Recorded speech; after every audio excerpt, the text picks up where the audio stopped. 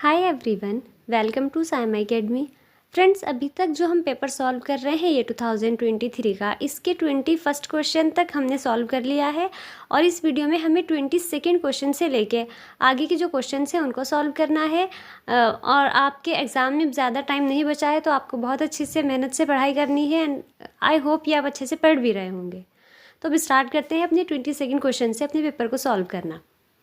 देखो, ये जो 22nd क्वेश्चन है इसके अंदर दो पार्ट्स हैं। फर्स्ट पार्ट है जो प्रकाश के स्पेक्ट्रम से क्या अभिप्राय है, स्पेक्ट्रम के किस रंग का विचलन सबसे अधिक व किसका सबसे कम होता है। What is meant bye spectrum of light, which colour of spectrum deviates the most and which the least. तो स्पेक्ट्रम देखना है पहले, तो हमें फिर देखेंगे किसका डेविएशन कम होता है, किसका सबसे ज़्यादा होता है। तो देखो इसका आंसर पहले हिंदी में। जब श्वेत प्रकाश को किसी प्रिज्म से गुजारा जाता है तो प्रिज्म से गुजरने के पश्चात प्रकाश के विभिन्न वर्ण आपतित किरण के सापेक्ष अलग अलग कोणों पर झुकते हैं। श्वेत प्रकाश यानी जो व्हाइट लाइट होती है, जो सनलाइट है हमारी, उसको व्हाइट लाइट बोलते हैं। तो जब उसको किसी कांच के प्रिज्म से गुजारते हैं ना, तो प्रिज्म से गुजरने के बाद जो व्हाइट लाइट होती है वो 7 अलग अलग कलर से मिलके बनी होती है। वर्ण का मतलब है रंग। तो जितने उसके अंदर 7 रंग हैं वो अलग अलग कोणों पे, अलग अलग एंगल पे झुक जाते हैं। प्रत्येक वर्ण की किरण अलग अलग पथ के अनुदिश निर्गत होती है। हर रंग की जो किरण होती है प्रकाश की, उसका रास्ता अलग होता है, सब अलग अलग कोणों पे झुकती हैं, तो इसीलिए वो क्लियरली दिखाई देती हैं। तो ये जो क्लियरली दिखाई देने वाले रंगों का एक बैंड बनता है, यानी कि ये जो सुस्पष्ट वर्णों का बैंड बनता है, इसी को प्रकाश का स्पेक्ट्रम कहते हैं। जैसे यहाँ पे दिख रहा है, इधर से जब व्हाइट लाइट इससे गुजारते हैं प्रिज्म से, तो दूसरी साइड ये 7 कलर्स ऐसे अलग अलग दिखते हैं, जैसे रेनबो में दिखते हैं। ठीक है, तो इसमें ये तो हो गया प्रकाश का स्पेक्ट्रम। विचलन किसका सबसे ज़्यादा हो रहा है, देखो आप यहाँ पे स्पेक्ट्रम में ऊपर जो रेड कलर है वो तो सबसे कम झुका है, और जो नीचे बैंगनी है, वॉयलेट कलर है, वो सबसे ज़्यादा झुक रहा है। तो लाल रंग का विचलन सबसे कम होता है और बैंगनी रंग का विचलन सबसे ज़्यादा होता है। ठीक है, अब इंग्लिश में देखते हैं इसको। When white light is pass through a prism it is dispersed into its 7 colour components by a prism. यानी कि जब इस वाइट लाइट को प्रिज्म से पास करते हैं तो जो इसके 7 कलर कंपोनेंट्स होते हैं, सारे के सारे कलर अलग अलग डिस्पर्स हो जाते हैं। Different colours of light bend at different angles with respect to incident ray as they pass through a prism. अलग अलग कलर की जो लाइट होती है अलग अलग एंगल पे बेंड हो जाती है वो। Thus the ray of each color emerge along different path and thus become distinct। इसलिए हर कलर की जो लाइट होती है, रे होती है, वो अलग अलग पाथ के अलॉन्ग इमर्ज होती है और बिल्कुल क्लियरली दिखती है। This band of distinct colour is called spectrum. तो डिस्टिंक्ट कलर का क्लियरली जो कलर की जो स्ट्रिप्स दिख रही हैं, पट्टियाँ दिख रही हैं, उनका जो ये बैंड होता है इसी को स्पेक्ट्रम बोलते हैं। और इस स्पेक्ट्रम में जो रेड लाइट है, रेड कलर की लाइट है, वो डेविएट होती है सबसे कम, और जो वॉयलेट कलर की जो लाइट होती है वो सबसे ज़्यादा होती है। ठीक है, इसका सेकंड पार्ट है। अब देखो, मानव नेत्र की सामान्य दृष्टि के लिए दूर बिंदु तथा निकट बिंदु नेत्र से कितनी दूरी पर होते हैं। What is the far point and near point of the human I with normal vision.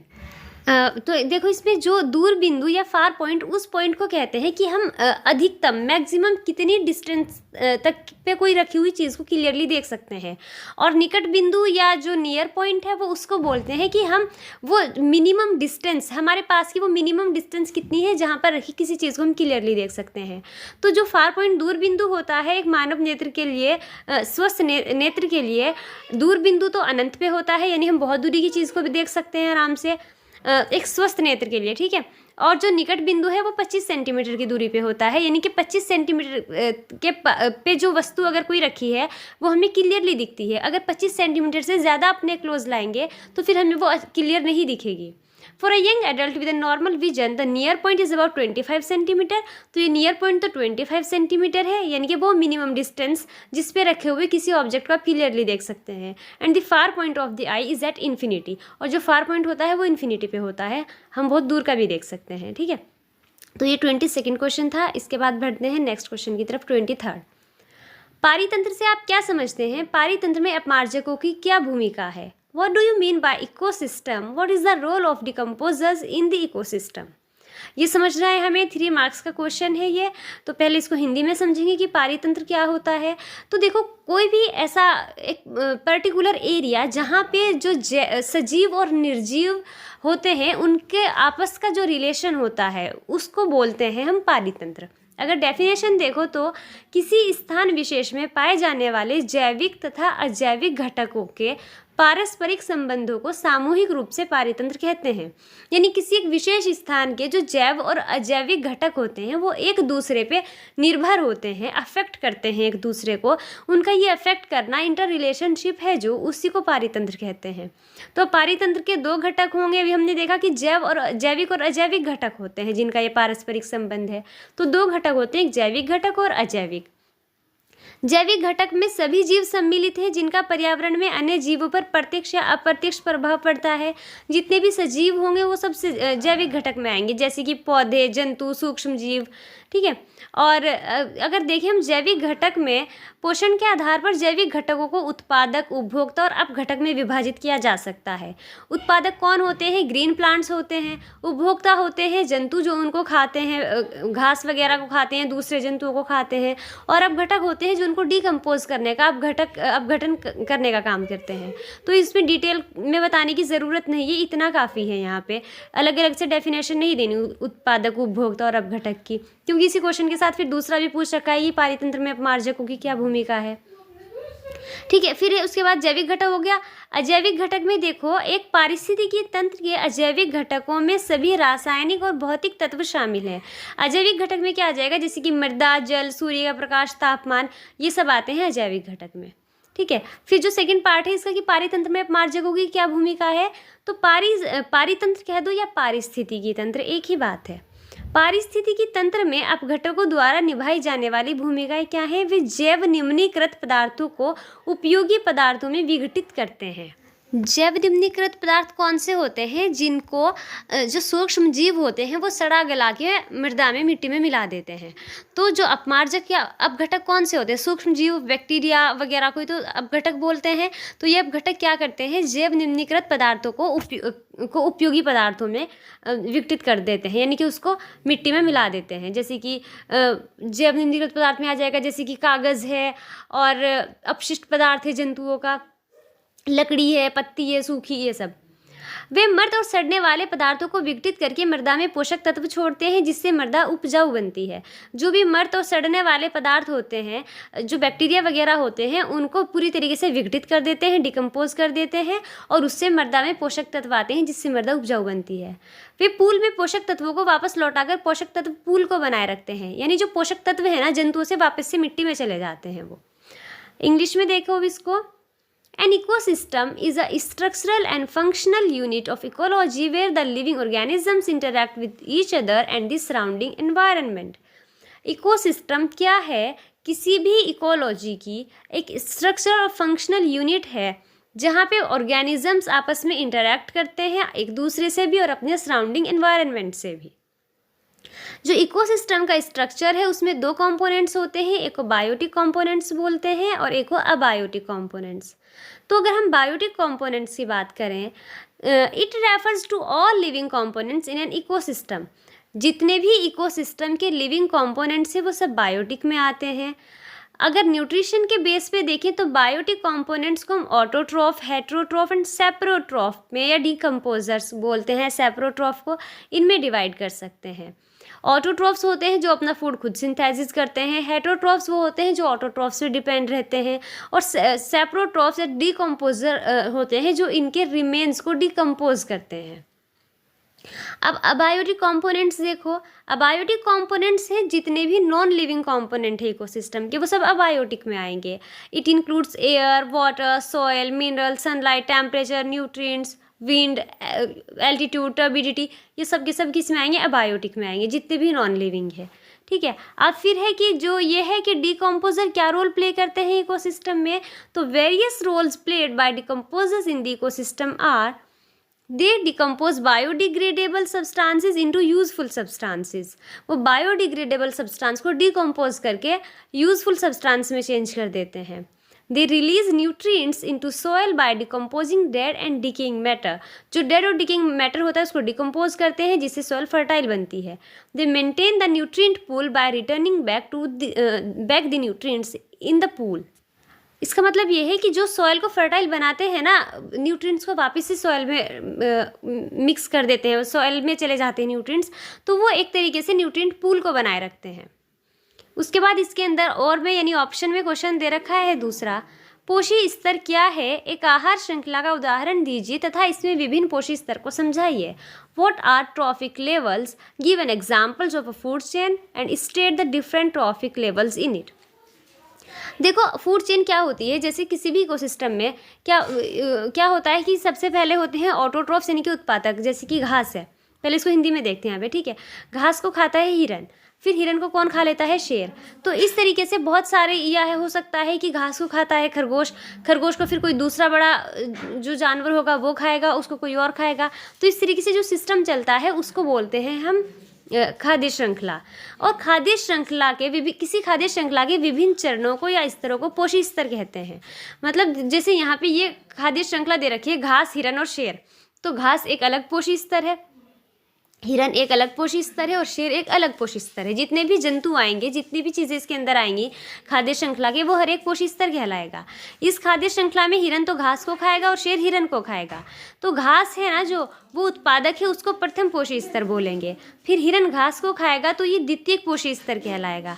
और प्रथम उपभोक्ता भी है क्योंकि हिरन डायरेक्टली घास को खा रहा है, तो ये शाकाहारी होते हैं जो प्रथम उपभोक्ता होते हैं। फिर तृतीय पोषी स्तर पे शेर है, ये द्वितीय उपभोक्ता है क्योंकि ये प्राथमिक उपभोक्ता को खाता है और ये कहलाते हैं मांसाहारी। ओके, अब इसे इंग्लिश में देखते हैं। The various steps in a food chain at which transfer of food और energy takes place are called trophic level. In a food chain each state representing an organism forms a trophic level. किसी भी food chain में कोई भी food chain होती है, उसके हर एक ऑर्गेनिज्म को ट्रॉफिक लेवल बोलते हैं, ठीक है।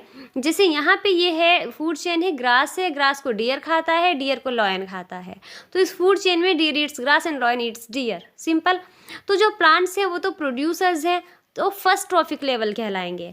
उसके बाद जो डियर है वो प्राइमरी कंज्यूमर है, वो सेकेंड ट्रॉफिक लेवल कहलाएगा। जो लॉयन है वो सेकेंडरी कंज्यूमर है, उसको थर्ड ट्रॉफिक लेवल बोलेंगे, ठीक है। अगर किसी फूड चेन में 4-5 इतने ऑर्गेनिज्म आ रहे हैं तो वैसे first trophic level, second, third, fourth, fifth trophic level ऐसे होता जाएगा। ओके, नेक्स्ट है हमारा 24वां क्वेश्चन। क्या होता है जब, केवल रासायनिक समीकरण दीजिए, कुछ कंडीशन दे रखी है नीचे, हमें बताना है कि व्हाट हैपन्स व्हेन, जब ये कुछ होता है। सिर्फ इक्वेशन देनी है, थ्योरी नहीं देनी इनकी। फर्स्ट पार्ट है जो इसमें पूछा है कि जब जिंक की क्रिया सोडियम हाइड्रोक्साइड से की जाती है, zinc reacts with sodium hydroxide, तो क्या होगा। देखो यहाँ पे ये है जिंक और ये है NaOH यानी कि सोडियम हाइड्रोक्साइड। जब NaOH सोडियम हाइड्रोक्साइड से रिएक्ट NaOH जिंक से रिएक्ट करता है तो बनता है हमारा सोडियम जिंकेट, ये एक सॉल्ट है Na2ZnO2, ठीक है। और हाइड्रोजन गैस लिबरेट होती है, इस केस में हाइड्रोजन गैस उत्सर्जित होती है। ओके, सेकेंड पार्ट में पूछा है रक्त तप्त लोहे पर भाप प्रवाहित की जाती है। Steam is passed over red hot iron. Red hot iron पे जब स्टीम पास करते हैं तो क्या होता है, देखो ये आयरन है Fe, यहाँ पे ये जो इक्वेशन लिखी हुई है ये बैलेंस्ड है, ठीक है, संतुलित है। इसकी हमने H2O यानी कि जो गैस G लिखा है ना ब्रैकेट में, इसका मतलब ये भाप है, गैसियस फॉर्म में है वाटर। इसके साथ रिएक्ट कराएंगे तो आयरन की स्टीम के साथ रिएक्शन होगी तो इससे बनता है Fe3O4 यानी कि आयरन ऑक्साइड और हाइड्रोजन गैस रिलीज होती है। बस ऐसी इक्वेशन देनी है। थर्ड पार्ट है एथेनोइक अम्ल की सोडियम बाइकार्बोनेट के साथ अभिक्रिया की जाती है। Ethanoic acid reacts with sodium bicarbonate, ये सोडियम बाइकार्बोनेट है NaHCO3, इसकी रिएक्शन इथेनोइक एसिड या एसिटिक एसिड जिसको बोलते हैं इससे कराएंगे CH3COOH, तो इससे बनता है sodium ethoxide CH3COONA, sodium ethoxide. H2O water release होता है और कार्बन डाइऑक्साइड गैस रिलीज होती है इसमें, ठीक है। फोर्थ पार्ट में पूछा है जिप्सम को 373 केल्विन तक गर्म किया जाता है। Gypsum is heated up to 373 kelvin. Gypsum का फॉर्मूला होता है कैल्शियम सल्फेट डाइहाइड्रेट CaSO4.2H2O। जब इसको हीट करते हैं 373 केल्विन तक तो इससे बनता है plaster of Paris, calcium sulphate hemihydrate. तो इस तरीके से इन सब में हमें इक्वेशन देके बताना था कि क्या बनता है, क्या प्रोडक्ट बनेगा जब इस तरीके से रिएक्शन होती है।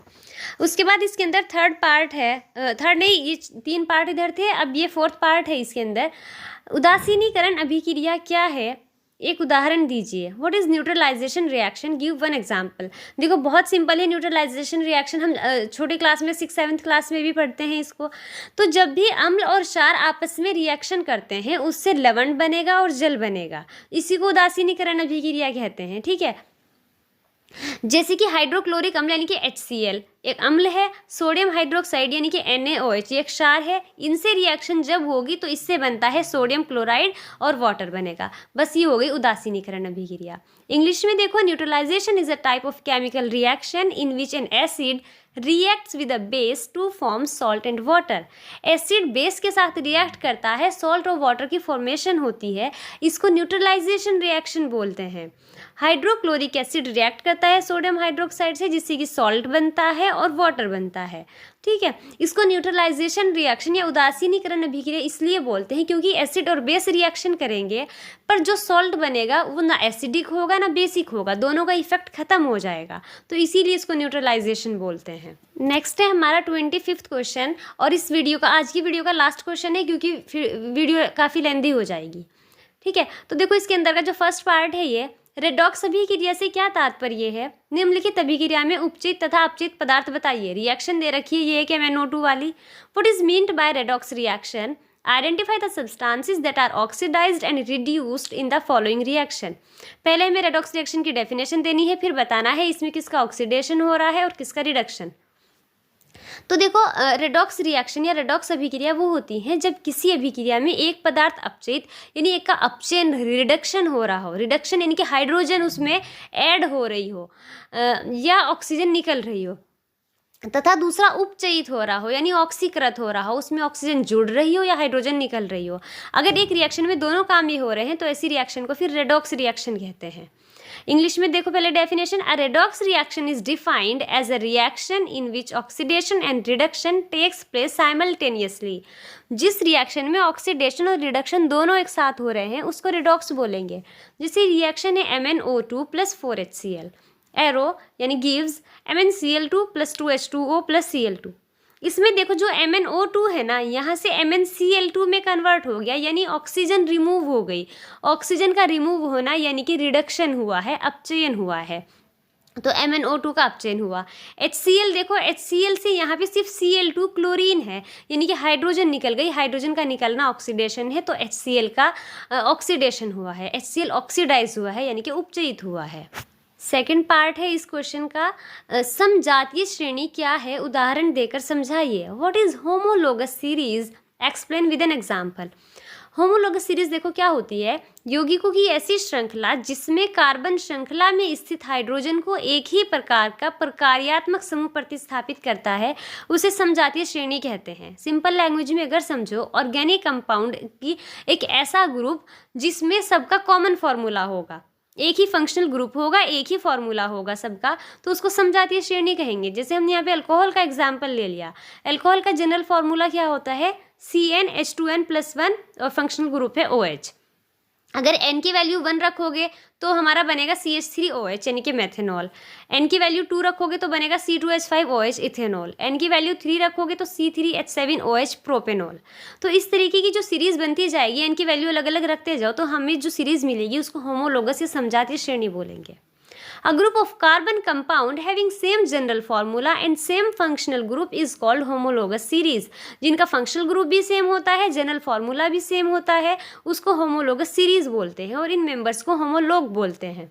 अल्कोहल है ना, यहाँ पे अल्कोहल का मैंने आपको एग्जांपल दे ही दिया कि n की वैल्यू अलग अलग रखते जाओगे आप तो आपको एक ही सारे के सारे अल्कोहल ऐसे मिलते जाएंगे। अभी CH3OH है, C2H5OH, C3H7OH, फिर आएगा C4H9OH, ऐसे आता जाएगा। ओके, तो आपके ये 25 क्वेश्चंस हो गए हैं अभी तक पेपर के, एंड आई होप कि आपको समझ आया होगा अच्छे से, क्योंकि मैंने बहुत ही अच्छे से समझाने का ट्राई किया है, तो इसीलिए आपको आए होंगे समझ। और अगर समझ आए हैं तो वीडियो को लाइक कीजिएगा और कमेंट सेक्शन में मुझे ज़रूर बताइएगा आपको वीडियो कैसी लगी। ठीक है, बाकी के क्वेश्चन जल्दी ही नेक्स्ट वीडियो में आने वाले हैं, और अगर वीडियो पसंद आई है तो चैनल को सब्सक्राइब करना मत भूलिएगा। Thank you so much for watching.